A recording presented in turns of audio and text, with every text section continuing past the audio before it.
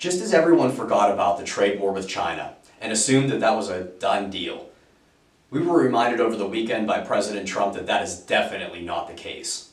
In this week's video, we're going to take a look at how the markets in China were impacted with the news over the weekend, as well as chronicling last year's trade war with China to see what we can expect if that Friday deadline isn't met.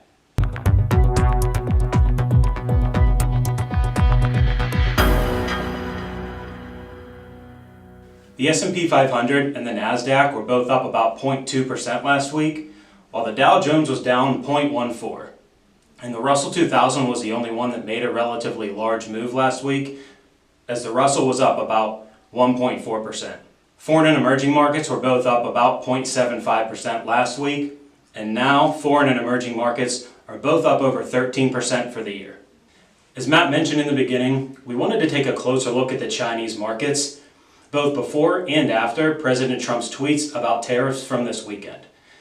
And we're looking at the Shanghai Composite Index today that tracks those Chinese markets. So we're going to look at two different charts here today. And the first chart, we're looking at the blue box here, which is a resistance zone around 3,200 to 3,600 on the Chinese markets. And a few weeks ago, the Shanghai Composite Index actually went right up to the bottom blue line of the blue box and got clearly rejected as it looked like it was about to fall again over the next few weeks. The second chart we're looking at here today is still the Shanghai Composite Index, but we want to look at this on a shorter time frame to show you exactly what's going on in the Chinese markets now after President Trump's tweets. So you can see the blue line on this chart. It's a key level here at 3,000. If you look to the far right of the chart, as we're shooting this video on Monday morning, the Shanghai Composite Index is down about 5.5%. We first wanted to take a look at what exactly did President Trump say over the weekend. And on Sunday, President Trump tweeted that for 10 months, China has been paying 25% tariffs on $50 billion worth of goods. And also, they have been paying 10% on $200 billion worth of goods. And as of this upcoming Friday, that 10% number is going to go to 25% on $200 billion worth of goods, as China has tried to renegotiate the trade deal, and that is not going to happen.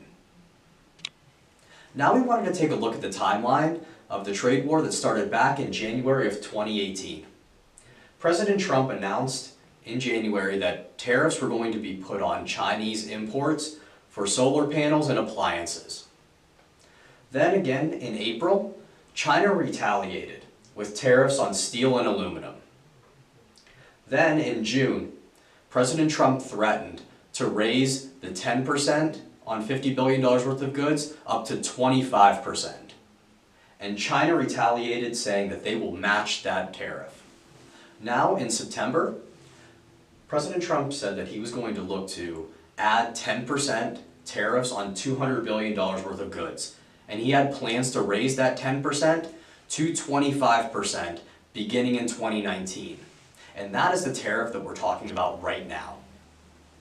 And there really wasn't much negotiation up until November of last year.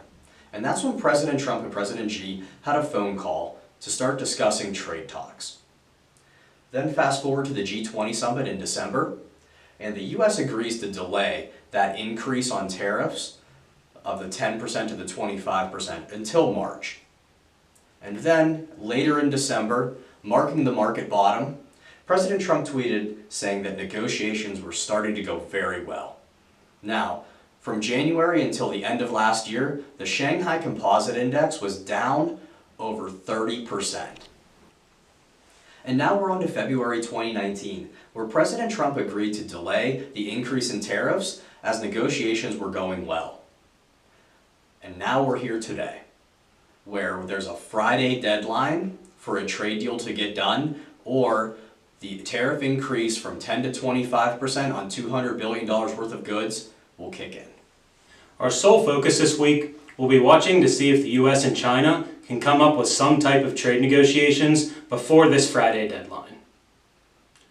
Thanks for watching the video today. If you're watching on Facebook, like and share the video. And if you're watching on YouTube, like the video and subscribe to our channel. Thanks.